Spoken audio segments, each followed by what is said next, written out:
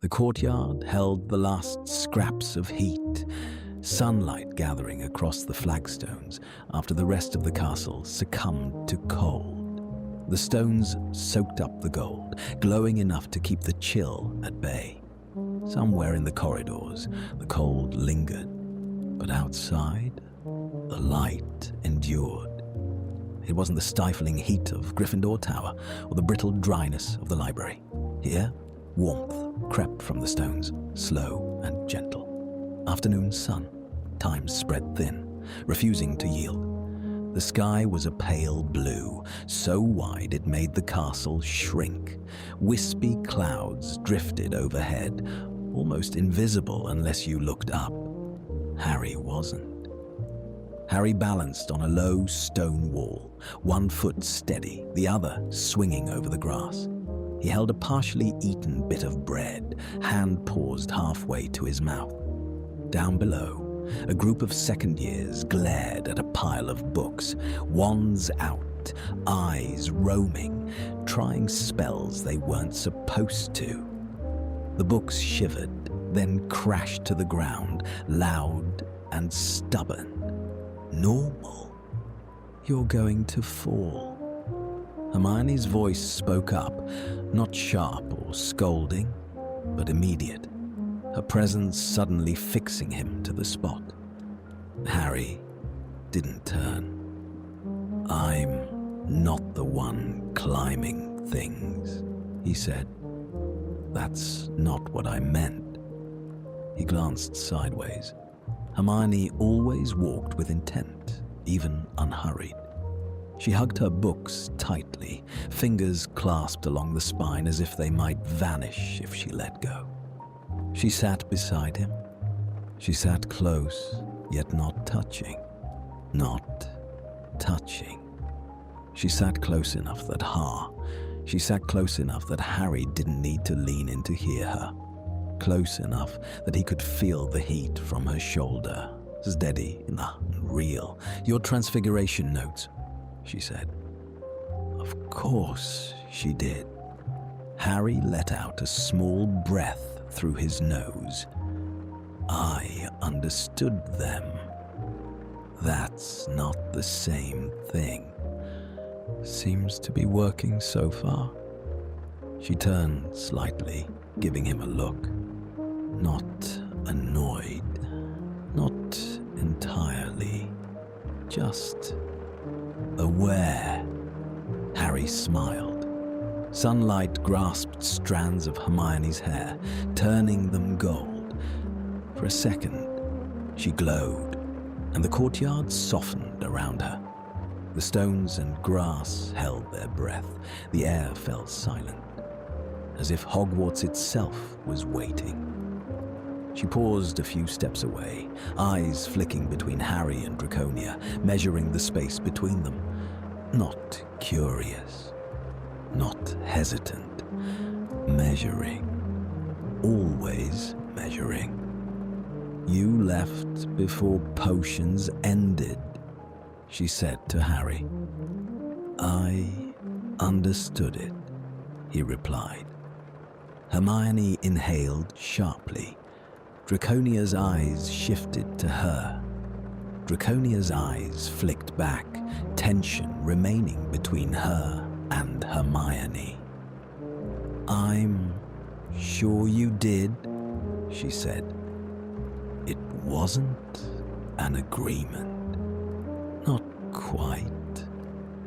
A pause. Then she moved to sit on Harry's other side, deliberately positioning herself not close enough to touch, but not far enough to ignore.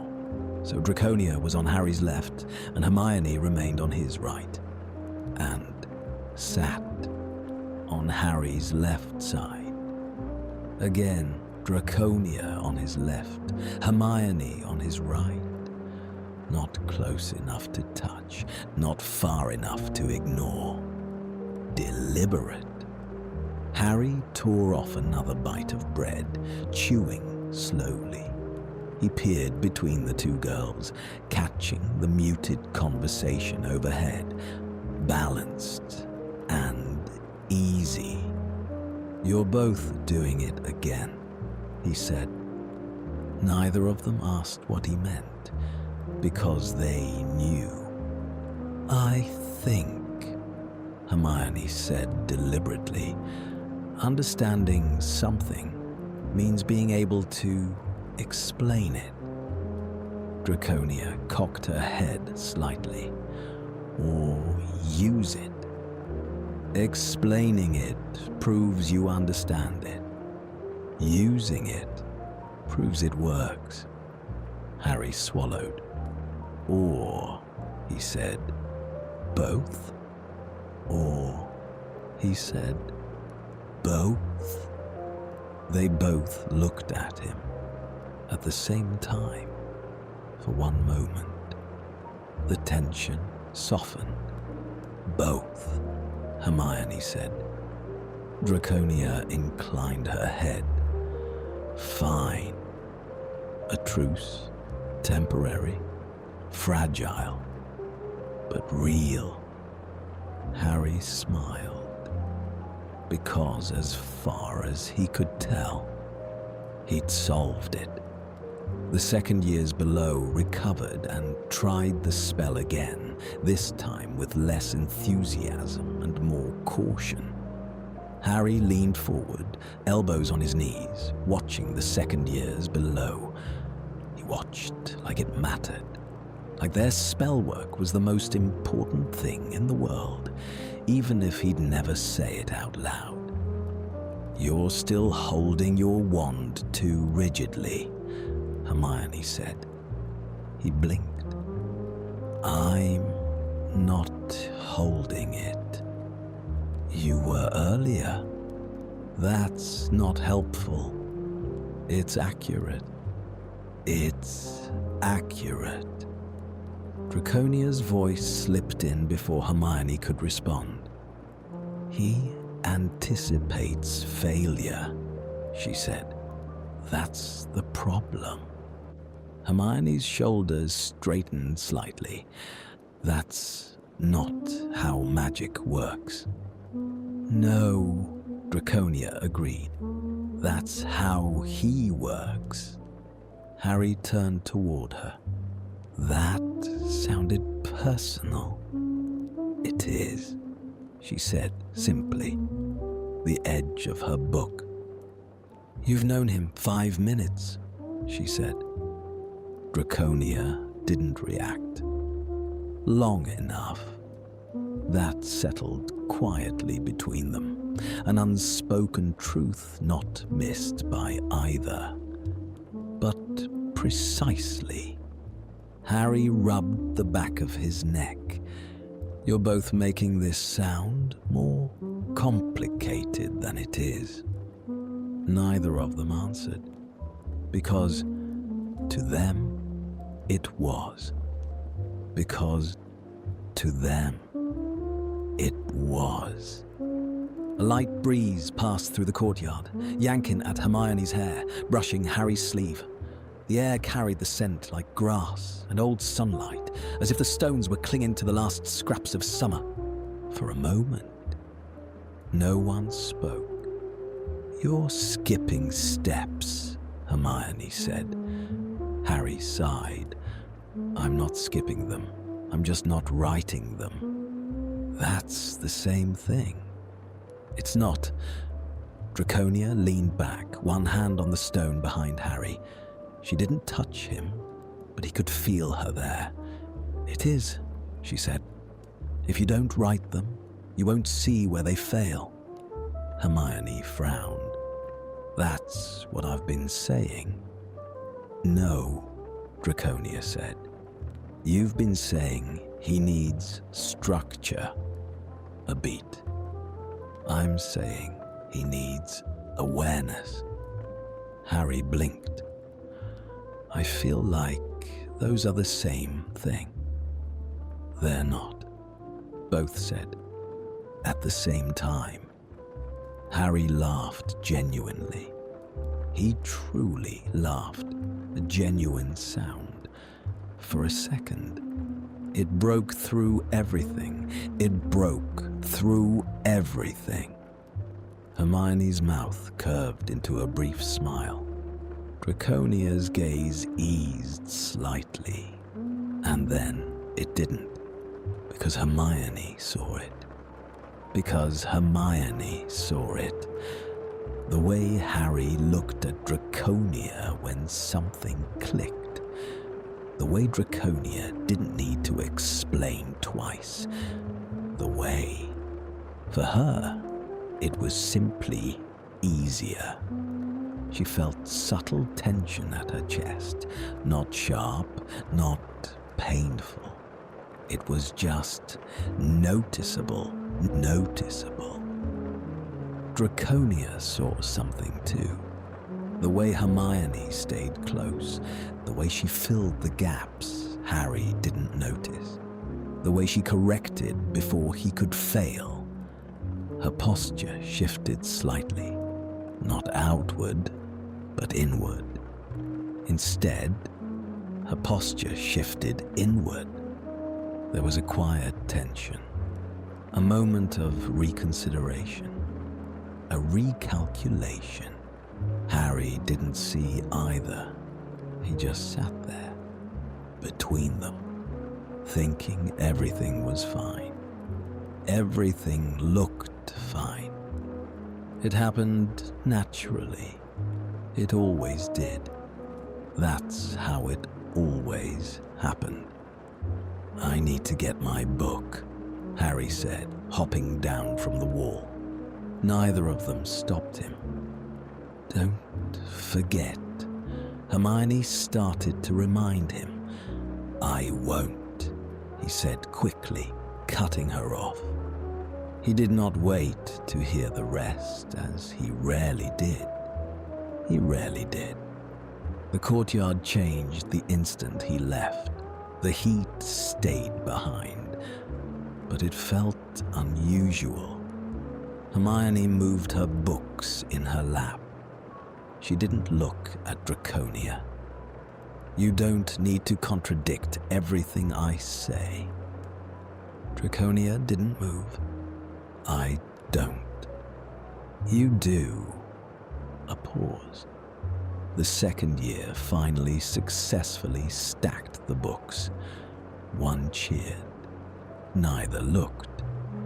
"You don't like being wrong," Draconia said. Hermione's jaw stiffened. "That's not..." "You don't," Draconia repeated. Not cruel, not aggressive, just certain. Not aggressive, just certain. Silence lengthened. Then Hermione spoke, quieter this time. "And you don't like being ignored." That landed. Draconia's gaze shifted slowly. "I'm not," she said. Hermione met her eyes. "No," she said. "You're not."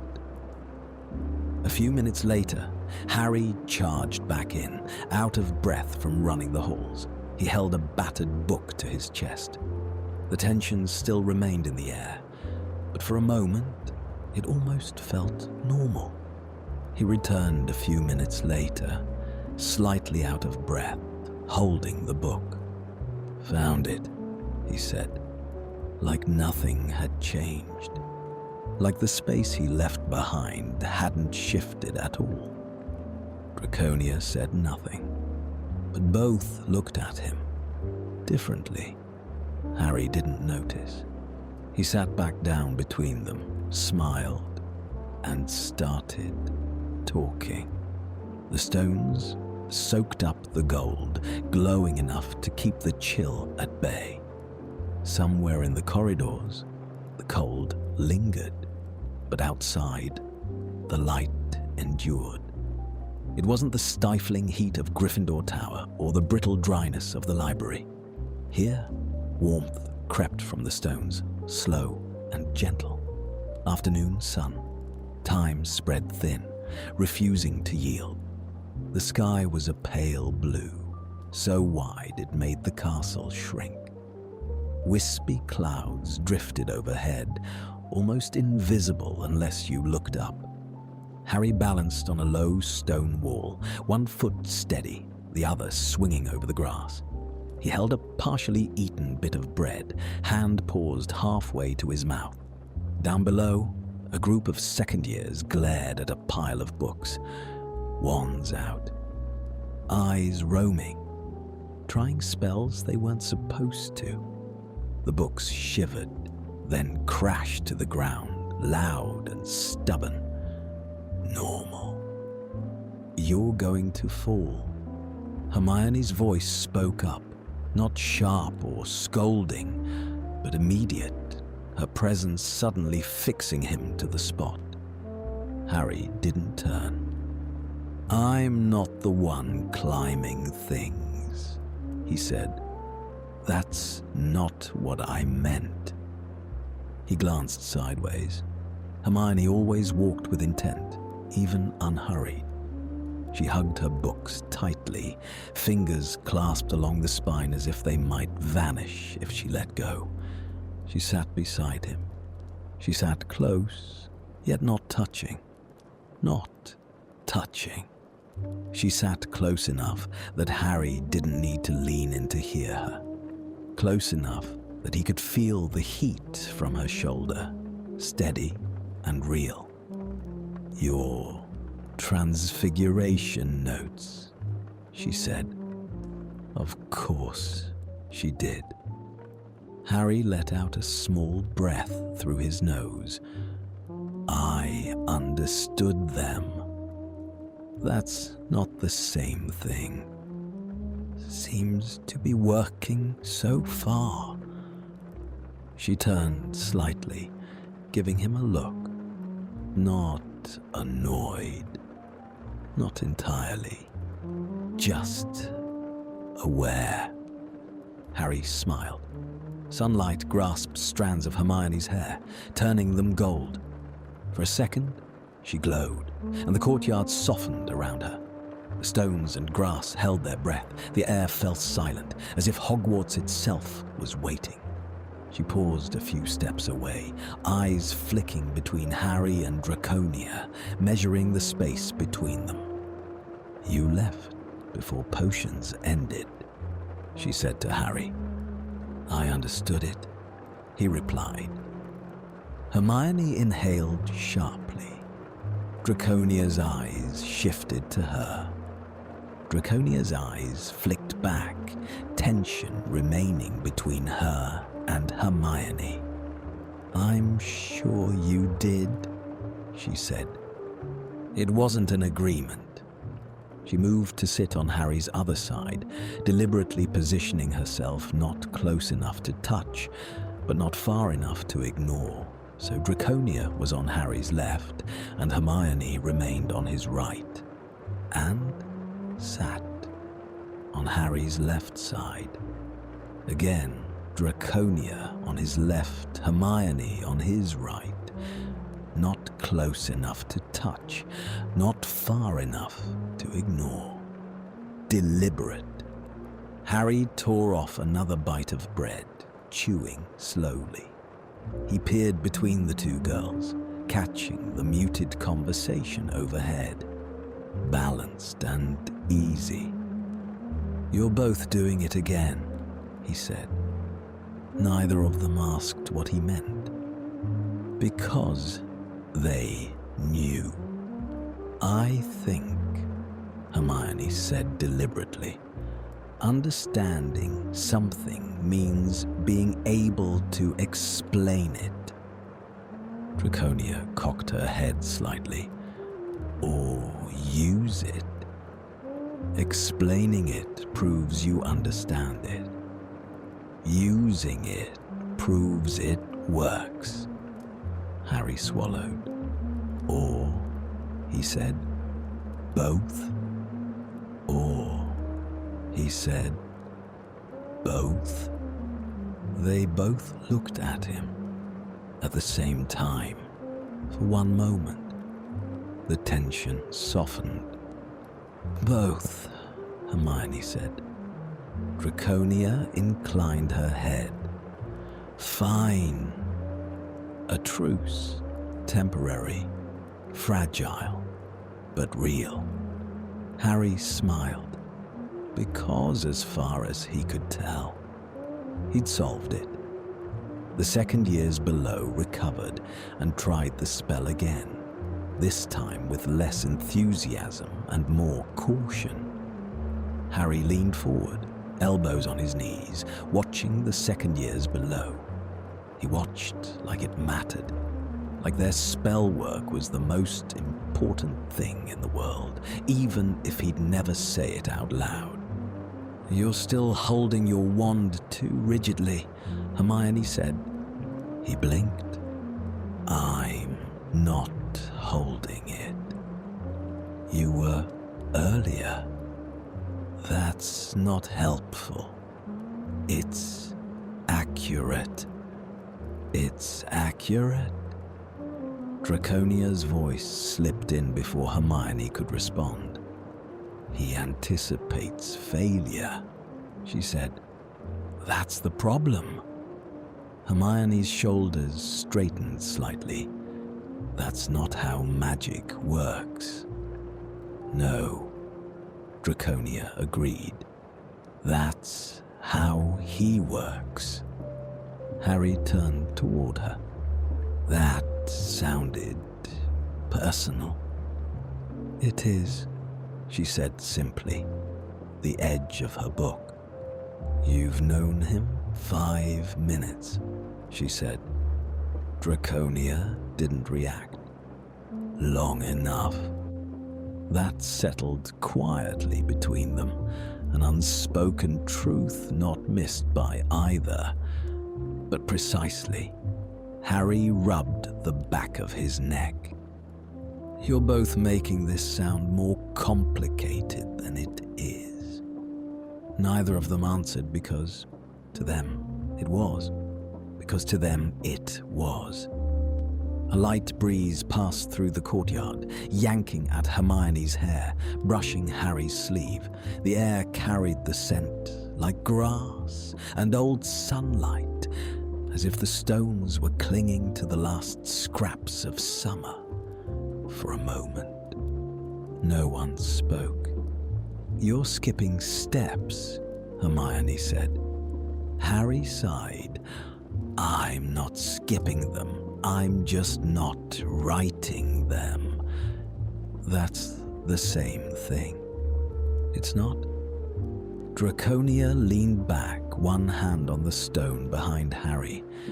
She didn't touch him, but he could feel her there. "It is," she said. "If you don't write them, you won't see where they fail." Hermione frowned. "That's what I've been saying."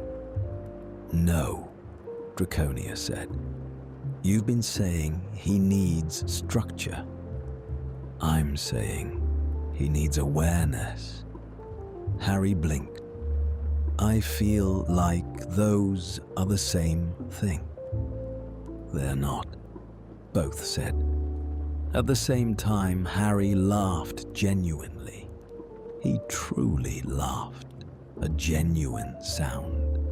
For a second, it broke through everything. It broke through everything. Hermione's mouth curved into a brief smile. Draconia's gaze eased slightly, then it didn't, because Hermione saw it. The way Harry looked at Draconia when something clicked. The way Draconia didn't need to explain twice. The way, for her, it was simply easier. She felt subtle tension at her chest. Draconia felt something too. The way Hermione stayed close, the way she filled the gaps, Harry didn't notice. The way she corrected before he could fail. Her posture shifted slightly, inwardly. There was a quiet tension, a moment of reconsideration, a recalculation. Harry, of course, didn't see either. He just sat there, between them, thinking everything was fine. Everything looked fine. It happened naturally. It always did. That's how it always happened. "I need to get my book," Harry said, hopping down from the wall. Neither of them stopped him. "Don't forget," Hermione started to remind him. "I won't," he said quickly, cutting her off. He did not wait to hear the rest, as he rarely did. He rarely did. The courtyard changed the instant he left. The heat stayed behind, but it felt unusual. Hermione moved her books in her lap. She didn't look at Draconia. "You don't need to contradict everything I say." Draconia didn't move. "I don't. You do."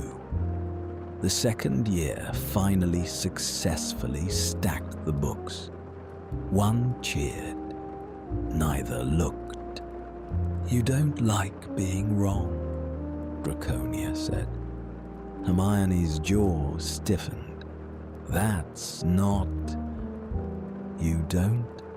Draconia repeated. Not cruel, not aggressive, just certain. "And you don't like being ignored." Draconia's gaze shifted slowly.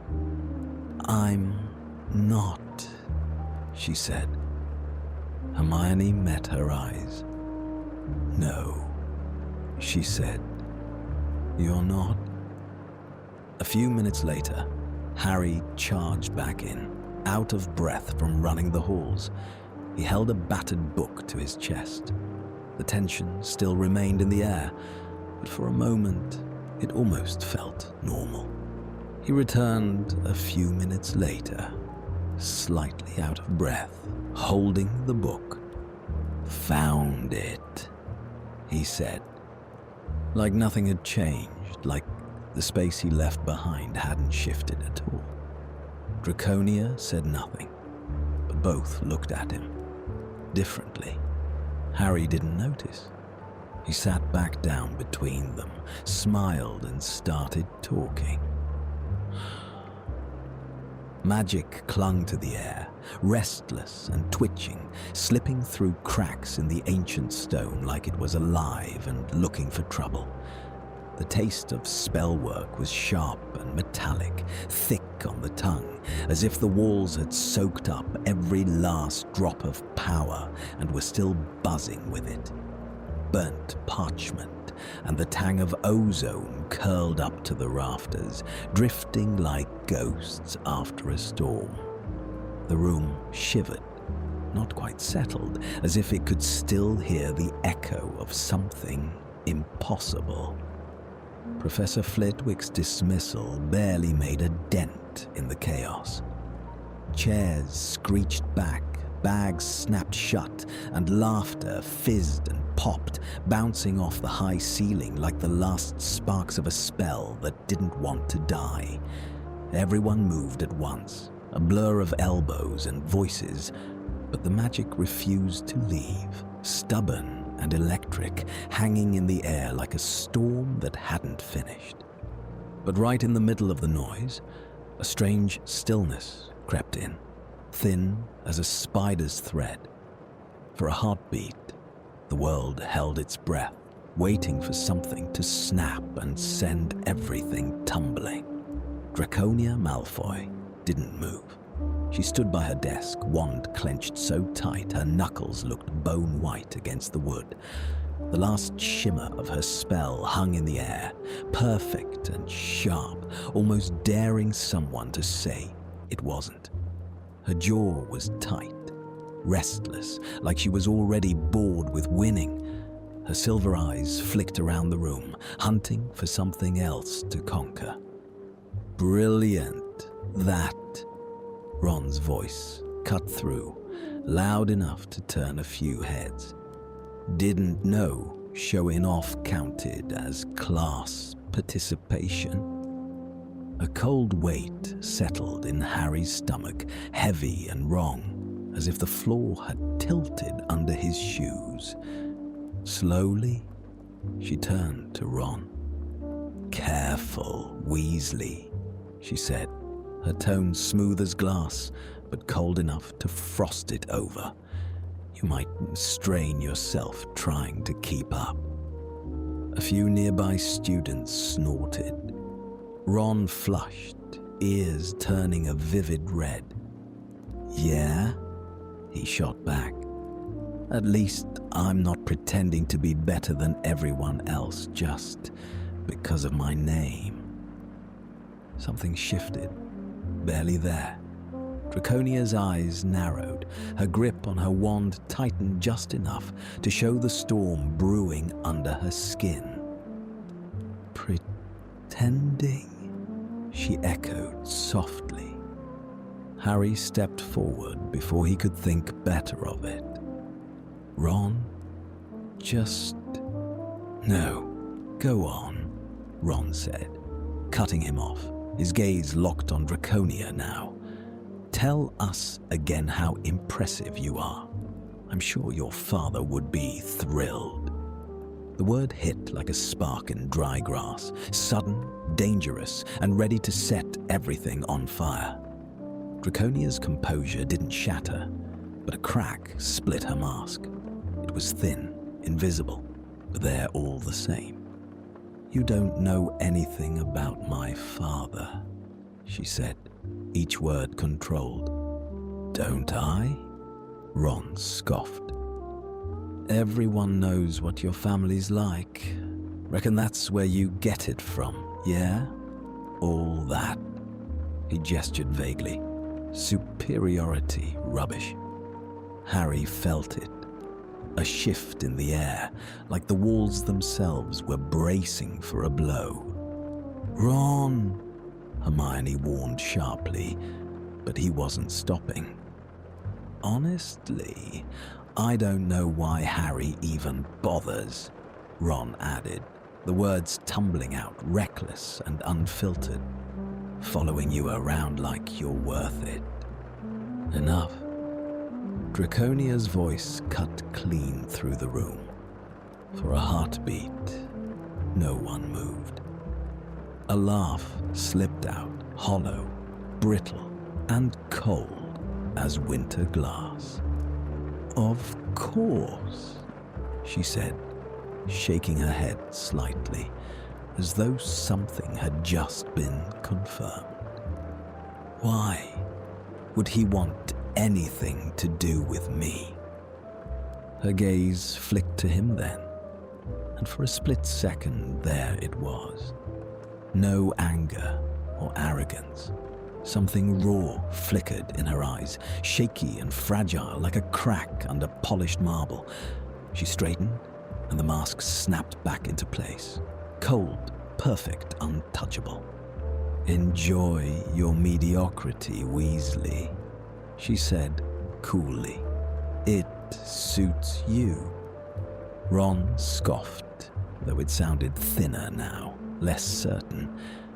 Draconia didn't wait for another word. She turned stiff as a statue, her robes billowing behind her like a gathering storm, and strode toward the door with purpose. Halfway across the room, her steps faltered, and her hand curled into a fist at her side. But she did not look back. In another heartbeat, she had vanished through the doorway. The door slammed behind her with a sharp, echoing crack, louder and more final than any shouted argument could ever be. Silence crashed down, thick and choking, like the air itself had been wrung dry. Harry didn't think. He shoved past Ron, ignoring Hermione calling his name, and hurried after her. When he hit the corridor, she was already gone. Only the echo of her footsteps and the cold she left behind remained. The great hall throbbed with a glow that didn't seem real. Magic hung thick, warping the air, blurring the edges of everything, until Harry couldn't tell if he was dreaming or if he'd slipped sideways into some other world. Every stone, every shadow looked different tonight. Nothing untouched, nothing normal. Pumpkins drifted in lazy circles under the bewitched ceiling, each one grinning or glaring with a face all its own. Some looked wild, mouths jagged and stretched too wide. Others watched with slitted, suspicious eyes. Candlelight flickered inside them, shadows crawling and twisting over the crowded tables, painting everyone in gold and orange and something haunted.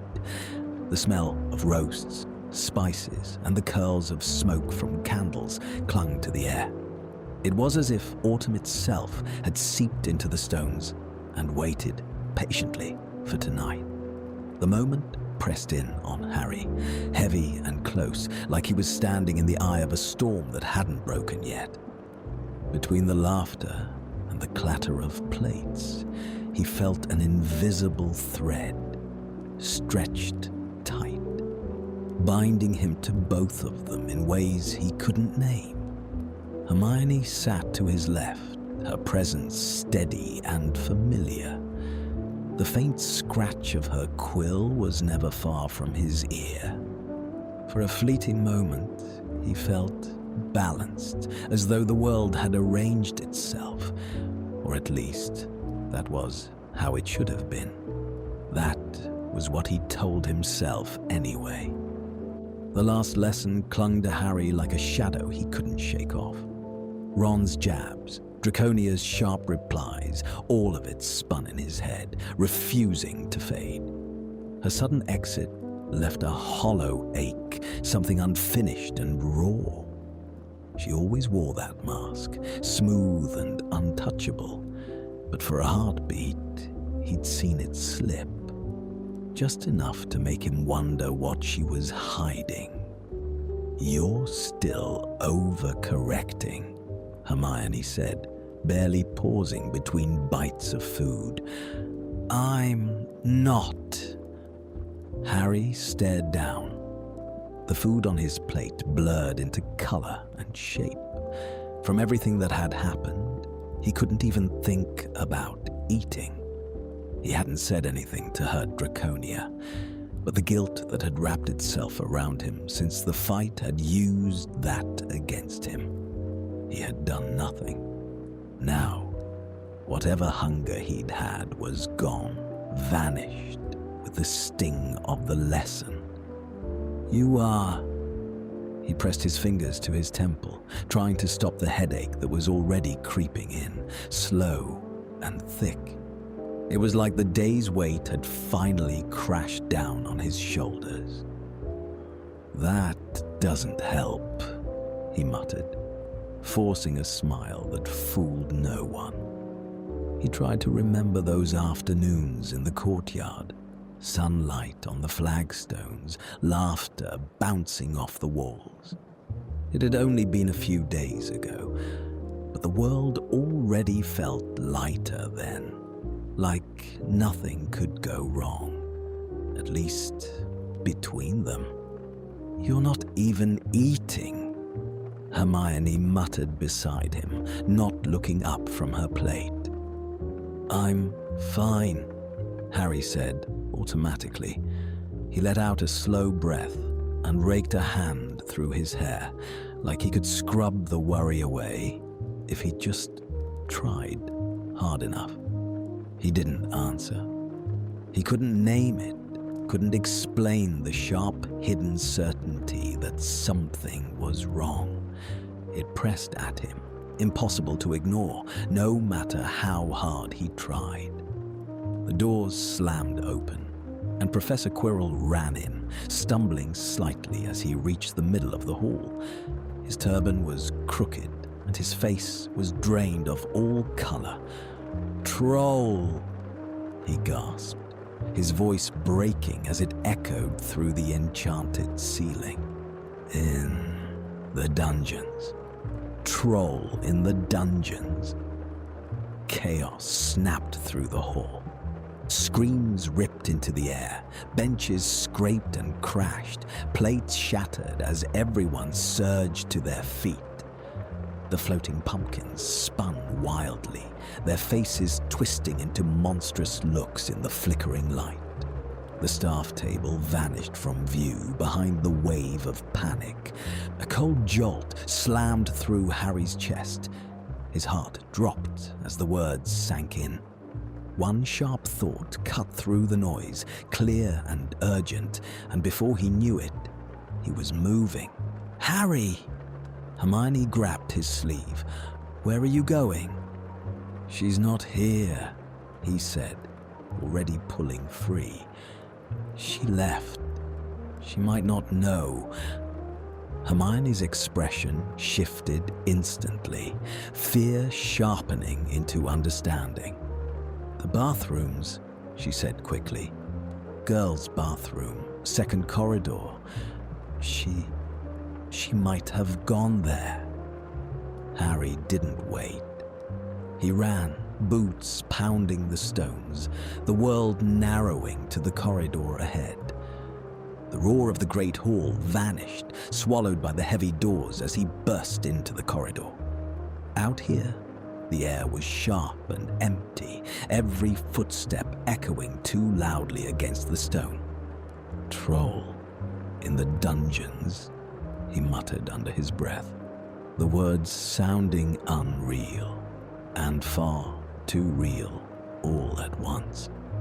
Of course, it had to be tonight. Of course, it had to be now, when everything already felt stretched to breaking. Harry pushed himself faster, urgency burning in his veins. His boots skidded on slick stone as he slid to the end of the hall, breath coming hard as he pressed against the cold wall, eyes searching. Behind him, footsteps hammered the floor. Hermione had finally caught up. "Slow down," she called, slightly out of breath as she struggled to keep up. "We don't even know if or where it's..." A crash thundered somewhere in the castle, heavy, violent, and too close. Both froze, hearts pounding. Then Harry ran faster than before. Torches' flames sputtered as Harry tore down the corridor. Shadows twisted along the stones, restless and alive. The castle seemed to hold its breath, bracing for disaster. Another crash, closer now, rattled the walls. A guttural roar crawled up through the floor and into Harry's bones. Behind him, Hermione stumbled, her footsteps faltering. "She's there," he said, more to himself than to her. "She has to be." At the end of the corridor, the girls' bathroom door loomed, silent, heavy, and forbidding.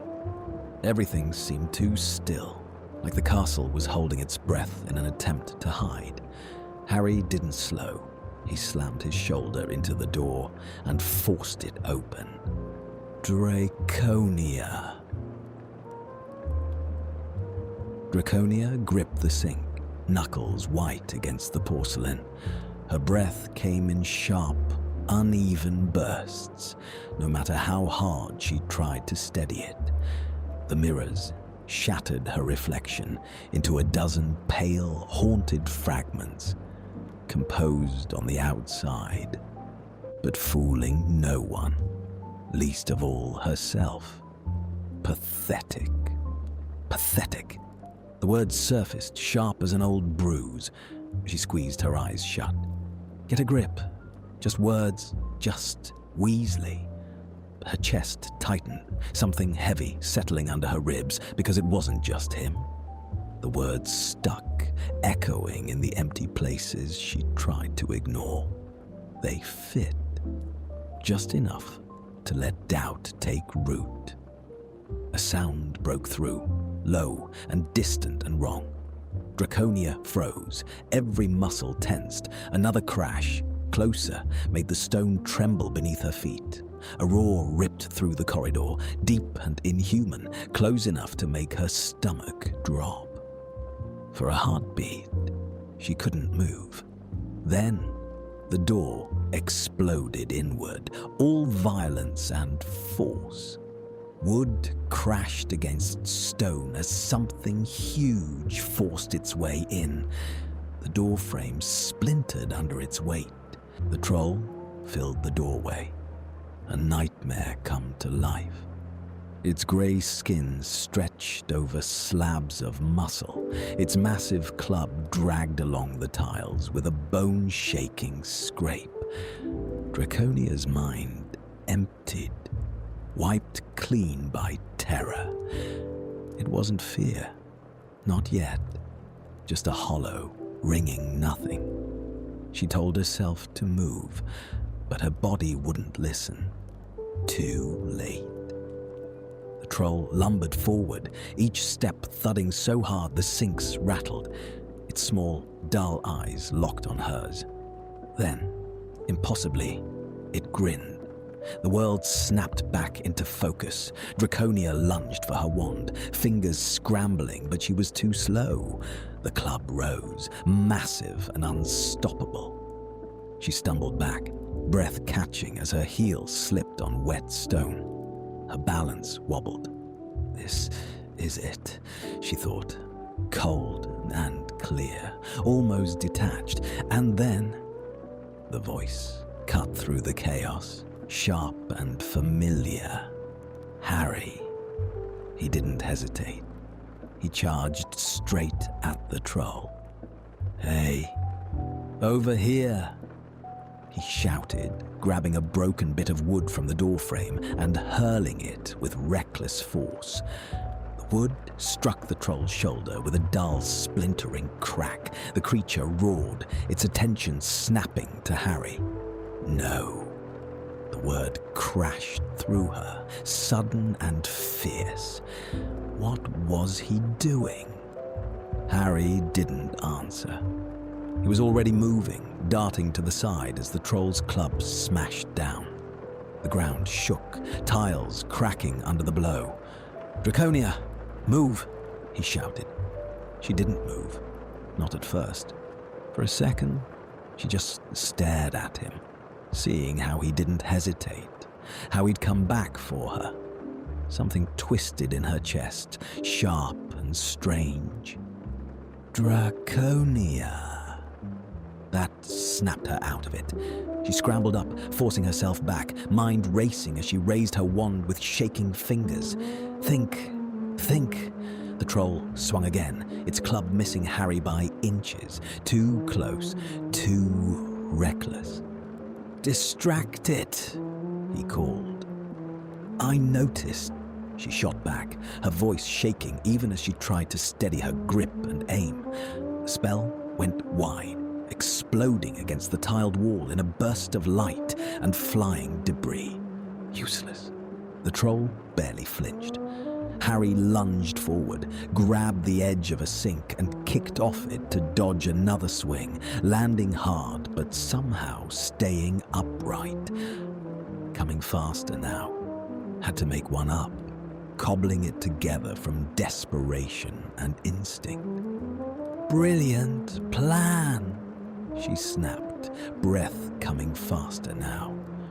"On my mark," she called, stepping forward even though every instinct screamed at her to run. "Don't get hit." How reassuring. Now. She fired again, this time aiming for the troll's face. A flash of light, a burst of sparks, and the troll roared, stumbling back just enough for Harry to move. He darted in, grabbed the troll's fallen club as it slipped from its grip, and wrestled with the weight, before yanking it free with a desperate shout. For a heartbeat, Draconia forgot to breathe. Then Harry swung the club. It hit the troll's skull with a sickening crack. Silence.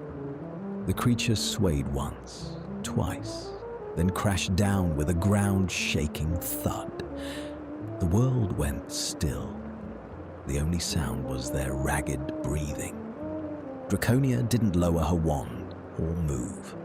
Her pulse thundered in her ears, her hands shaking uselessly, even though the danger was gone. Her body hadn't caught up to the quiet. Harry stood across from her, chest heaving, hair wild, glasses crooked, staring at her instead of the troll. "Are you okay?" he asked, as if that was the only thing that mattered, like she was the only thing that mattered. Draconia stared at him, really stared, and for the first time, there was no mask, no sharp retort to hide behind, only something raw and shaky, trembling on the edge of breaking. Her voice caught in her throat. That wasn't part of the plan. None of this was. He had come back through fear and danger without a second thought. For her. "You're an idiot," she finished, the words softer than she meant. It almost sounded like a laugh. "Yeah," he said. "I've been told." Something in her chest tightened again. But this time, it wasn't doubt that filled the space he'd opened. The common room was full of voices, each one overlapping the next and bouncing off the stone walls. The noise seemed to emerge from everywhere, heavy and impossible to escape, as though air itself was crowded with too many stories. Stories moved amid the crowded room, changing a little each time someone repeated them. Every student wanted their own version of what happened, keen to grab a piece of the night for themselves. Fragments of the night's events came up in the constant talk, mixing together and spreading through the room. People reached for the truth, only to change it to fit their own stories. It barely fit through the doorway. Someone said Potter stunned it. No, he hit it. The details changed with every retelling. Harry stayed near the edge of the room, positioned in the shadows along the wall. He viewed the chaos from a distance, feeling as if he were there, but not really part of it. Not hiding, not joining. He kept to himself, feeling separated from everyone else and their noise. For a moment, he thought he saw his own breath in the air, a small indication that he was still there, even as everything moved on around him. It seemed as if he had returned to the common room, but something important was missing. Part of him was still lost somewhere in the noise and darkness. His hands trembled slightly, and the world around him seemed blurry and uncertain. The shaking was slight, but it felt deep inside him and wouldn't go away. He pressed his hands against his knees, trying to stop the shaking and remind himself he was still there. The pressure was the only thing keeping him steady.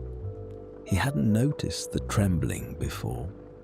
Earlier, everything had happened too quickly for him to notice anything except the rush. Not when everything in the world was happening so fast that his thoughts couldn't keep up, and he was just trying to understand it all, letting them turn it into something else. Hermione. She didn't raise her voice. She didn't need to. Harry looked up. She wasn't folded in on herself this time. No defensive posture. No sharp edges. Just watching him. They weren't there, she added. They don't know what actually happened. Harry peeked back at the noise. They never do. Hermione's look lingered on him a second longer than usual. You left before the teachers arrived. It wasn't an accusation. Not quite. Harry shrugged slightly. They had it handled. That's not why you left. He didn't answer, because she wasn't wrong. Hermione cocked her head, studying him like a problem she hadn't solved yet. You don't like being looked at like that, she said. Harry frowned. Like what? Like you're something to be explained after the fact. That struck him more than he thought it would. Harry let out a quiet breath. Guess I don't? Hermione nodded once, filing that away. You went back for her. Harry didn't hesitate.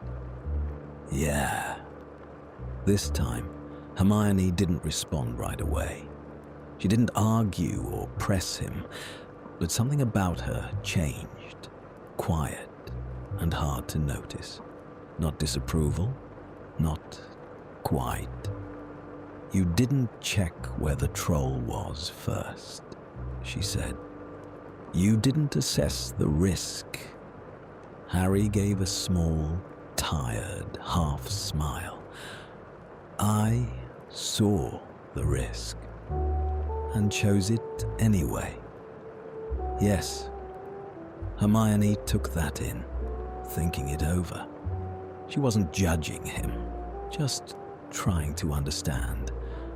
That's not impulsive, she said slowly. That's selective. Harry blinked. That supposed to make me feel better? I'm not trying to make you feel anything, she replied. I'm trying to understand why your decisions don't adhere to predictable patterns. Harry huffed a quiet laugh. Let me know when you figure it out. I will. And the way she said it mattered. She meant it. He didn't stay long after that. The noise felt oppressive and suffocating, encasing him. Every voice pulled at his memory of what happened, twisting it until the truth slipped away. His ears continued to ring with the ghost of voices, the chaos lingering. The quiet let him breathe and slowly relax as the tension left his body. The cold slipping into his shoulders and spine, holding him to the present. The roughness beneath his fingertips acted as a reminder that he had not vanished entirely into the noise. He closed his eyes, letting the darkness help quiet his mind. The rough stone under his hand reminded him he was still present and real. You came back. The words came back to him, clearer now, echoing in his mind. They weren't accusing or doubtful, but softer, something he couldn't quite specify. I did, he spoke quietly. Again, it seemed obvious, even if he couldn't explain why. Moonlight came through the tall window, shining on her hair and making it look silver. Against the old stone, she looked almost ghostly, a mix of light and shade. Her hand floated above the glass, her fingers shaking as if she was testing the cold. She didn't look at him immediately. You shouldn't have, she said. Harry pushed off the wall. Still trying to disagree? You were trying to change an outcome that wasn't even guaranteed, she continued. You were in there. I couldn't leave you, he said simply. She laid her fingers against the chilled glass, her knuckles turning white, as if she hoped for answers from the cold, but it gave her merely silence. You faltered, she said after a moment. Harry frowned. When? Before you ran, when you looked for me. He froze. Breath paused in his throat. I guess. Saying it out loud made the memory feel more real and heavier, like a bruise that hurts when touched. Draconia looked down for a moment. Then Harry tilted his head, eyes examining her face for something he couldn't quite discern, some trace of understanding or invitation hidden in her look. You keep doing that, she said. Doing what? Acting like things can be different just because you decide they are. Harry shrugged, a small, helpless gesture. Sometimes they are. Draconia let out a breath, part disbelief, part as something gentler she tried not to show. That's not how I was taught to see things. No. People are consistent, predictable. You learn what they are, and you don't forget it. Harry glanced at her. You think I am? She paused, which was unusual for her. I think you can be inconvenient, she said. Harry's mouth quivered into a crooked smile. I've heard that. Another pause.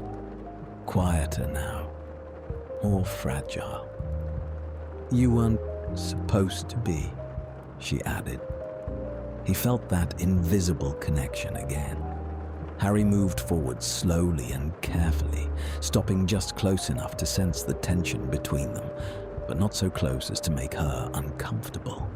Just enough that he left just enough space between them that it felt tense, as if there was a line neither wanted to cross. Clearly, someone gave you the wrong information. Her lips twitched, almost a smile.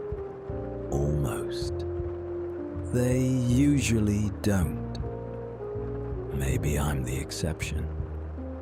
Draconia finally looked at him, eyes gazing at his face as if she was seeing him for the first time.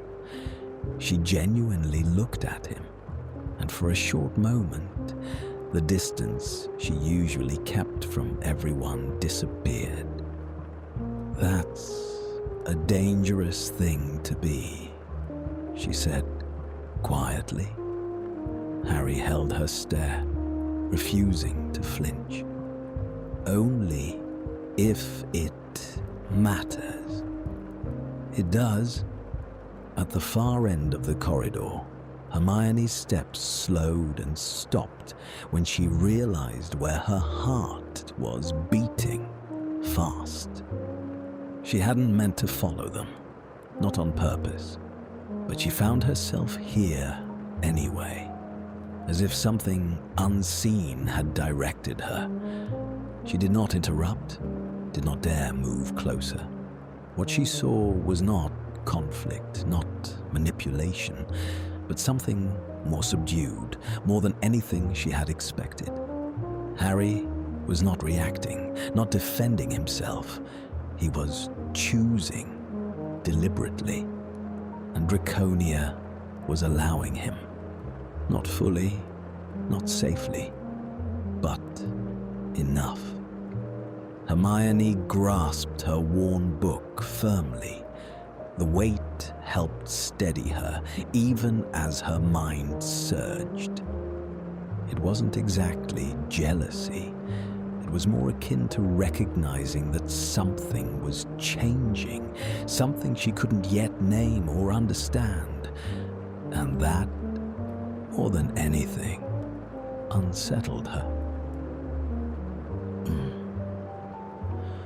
The next morning crept in beneath a heavy, tense hush, that sort of quiet. The next morning appeared quietly, with a heavy calmness that seemed to cover the whole castle. The quietness felt full, as if the walls were waiting for something to happen. Like something unseen had infiltrated while everyone slept, and now persisted in every nook. Winter made the morning feel colder. Hermione was already there when Harry arrived, as usual. Her things were perfectly organized, notes in neat rows and fresh ink in careful lines. She looked up as he sat down. "You're early." "So, are you?" "I'm always early." Harry glanced at her parchment. "You redid half of this." "Yes." "You didn't need to." "I know. You stayed up late." Hermione didn't deny it this time. "Yes." Harry studied her. "You don't like leaving things unfinished." "That's not it." "No?" She wavered. Then, more honestly, this time, understanding them. Harry leaned back slightly. "Figure anything out?" Hermione returned his gaze. "Not yet." But the way she said it made it clear things weren't finished. Not even close. Outside the tall windows, the sky was pale and grey, as if it were waiting for something to change. Plans were already shifting. Holidays coming, students leaving, distances changing, ready or not.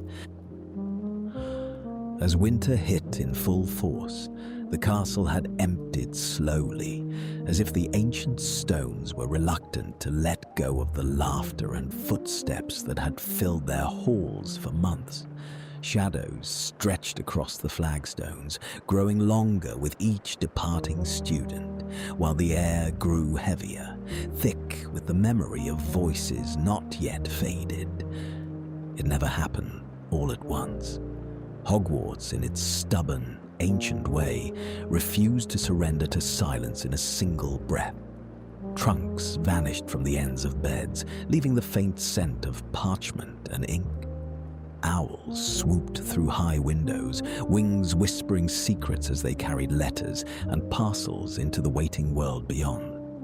Laughter echoed down the corridors, growing fainter with every hour, until only the softest footsteps remained, hesitant and rare. The great hall, stripped of its usual throng, seemed transformed, its vastness more pronounced, the enchanted ceiling reflecting a sky that felt impossibly far away. Harry found himself seated near the middle, as he always had, though it hardly mattered now. Old habits clung to him, comforting in their familiarity even as the world around him shifted. Plates were half empty, spaced too far apart. It was habit, pure and simple, a thread of normalcy woven through the strangeness of the empty hall. Harry sat near the middle. It didn't really matter, but it always had. Habit. "You'll be all right?" He looked up. Hermione stood across from him, her posture just slightly too straight, hands clasped in front of her like she wasn't sure where else to put them. Her trunk had already vanished, spirited away by unseen hands, leaving her standing alone in the vastness of the hall. Harry nodded. "Yeah." A pause stretched between them, heavy with all the things left unsaid. "You could have come with me," Hermione blurted. She said it quickly, as if she hadn't meant to, as if the thought had been meant only for the quiet corners of her mind, not for the echoing emptiness of the hall. Harry blinked, caught off guard, the question hanging in the air between them like a fragile charm. To your house? Yes. Hermione's reply was immediate. Then, more carefully, my parents wouldn't mind. That simple offer caught him off guard, stirring something deep and unspoken inside his chest. Not because he wanted, but because she had offered, because she had meant it, and that meant more than he could say. Because in her eyes, he saw the truth of it. She would have made space for him, no questions asked. But her eyes lingered on him, uncertain, as if searching for cracks in his calm. Hermione nodded, but there was nowhere else he could imagine himself fitting in, nowhere that felt as much like home as these ancient stones and flickering candlelight. It's all right, Hermione. Really, thank you. I want to stay. And besides, your parents will want time with you. She nodded once, a small, decisive movement that seemed to steady her, but she didn't look entirely convinced. She stepped forward. She hesitated, her hands twisting together, caught between impulse and restraint. Then,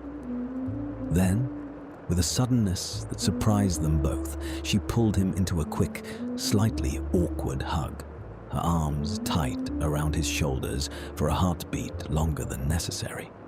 Long enough that it meant something. Long enough for him to feel the tremor in her breath. Write to me, she said. I will. She studied him a second longer, as if she was memorizing something, as if she feared that once she turned away, he might vanish with the morning light. She turned, at last, her robes whispering against the flagstones, and then she was gone, swallowed by the vastness of the hall and the hush that followed.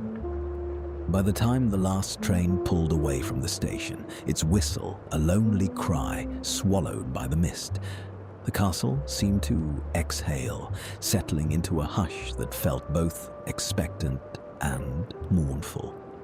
The silence that followed was not just an absence of sound, but a presence in itself, thick, tangible, pressing in around the empty corridors and echoing through the vaulted ceilings.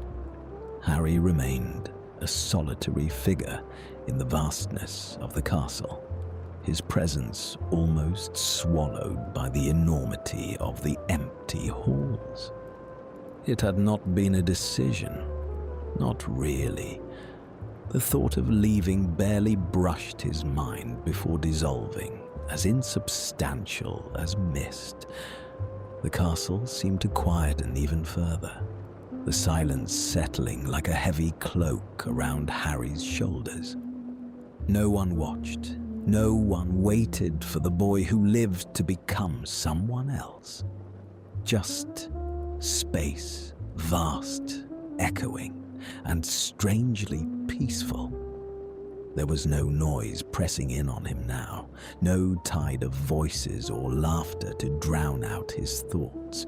No expectations weighing on his shoulders, no eyes watching to see what he would do next. Corridors, classrooms, and staircases all felt transformed, emptier, yes, but somehow louder too, every creak and whisper magnified in the absence of crowds. Until, one afternoon, they felt different, louder and emptier. He turned, slow and unhurried, to face the voice. "You're doing it again."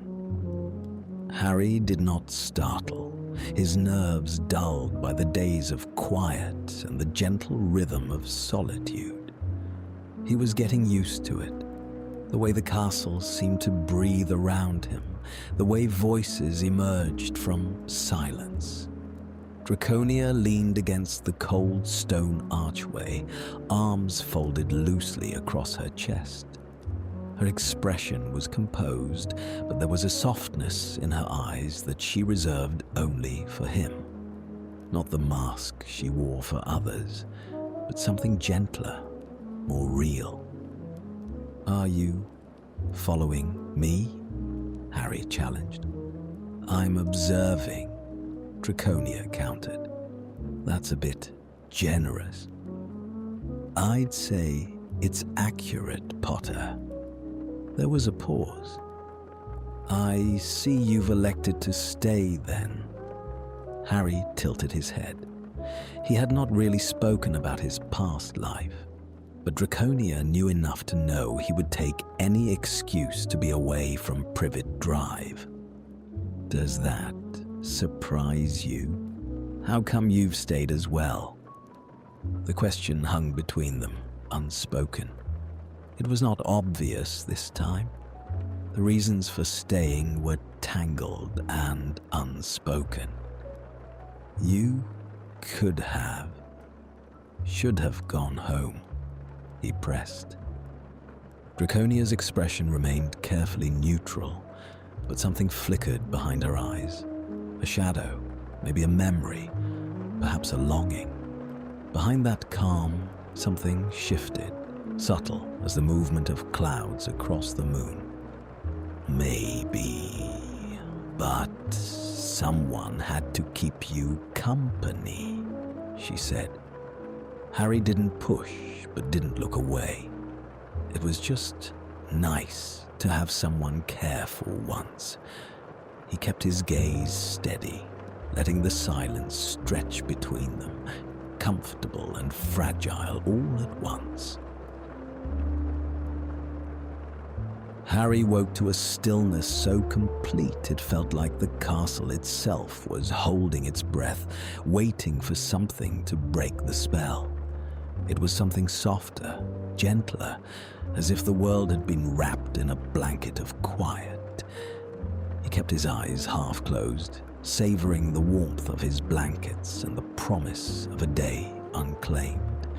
He just stayed there, suspended between sleep and waking, where dreams still lingered at the edges of his mind. He felt his heart skip when he let his eyes open to greet the room around him, arranged carefully at the foot of his bed, as if someone had wanted him to find them easily. Some seemed easy to make out. Small boxes that looked like sweets, large rectangular items that looked like books.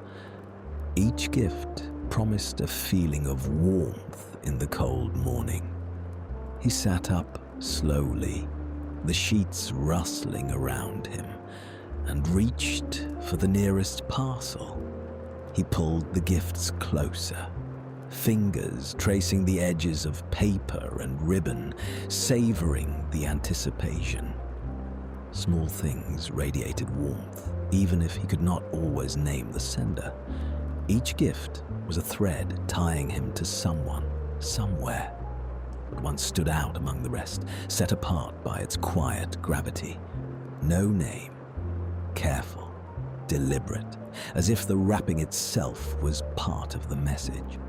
Wrapped in dark green cloth, every fold precise, every knot tied with purpose. Harry frowned, curiosity prickling at the back of his mind as he turned the parcel over in his hands. It did not feel like a gift meant to be torn open in haste. There was a weight to it, a sense of ceremony. He took his time, fingers working carefully at the knots. Inside was a ring, simple yet elegant.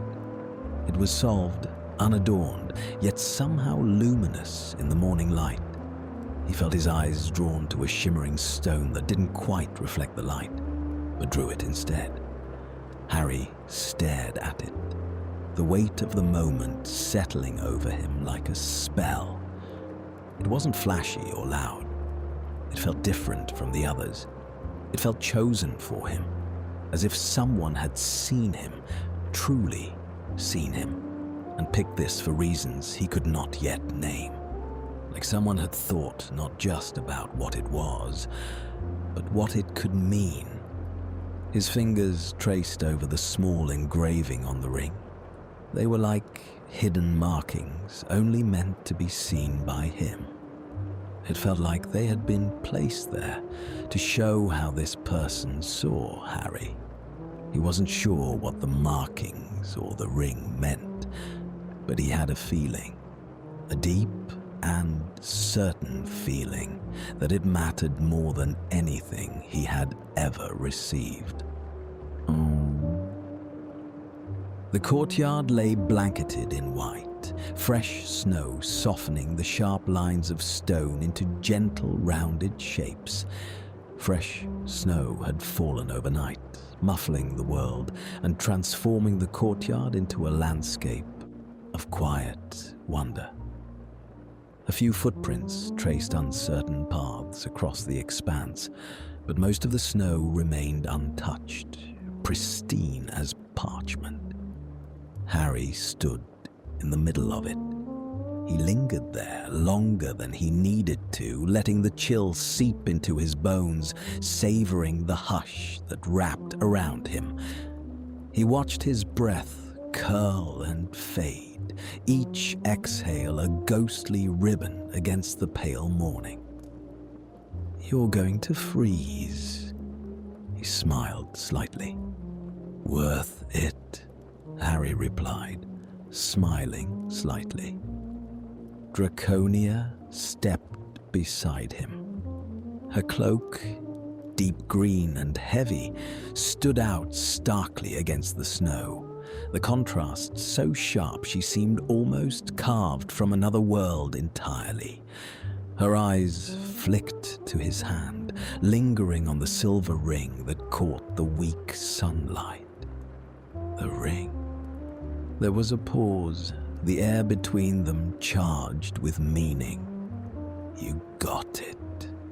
Her words were not a question, but a statement heavy with intent. Yeah, I got it.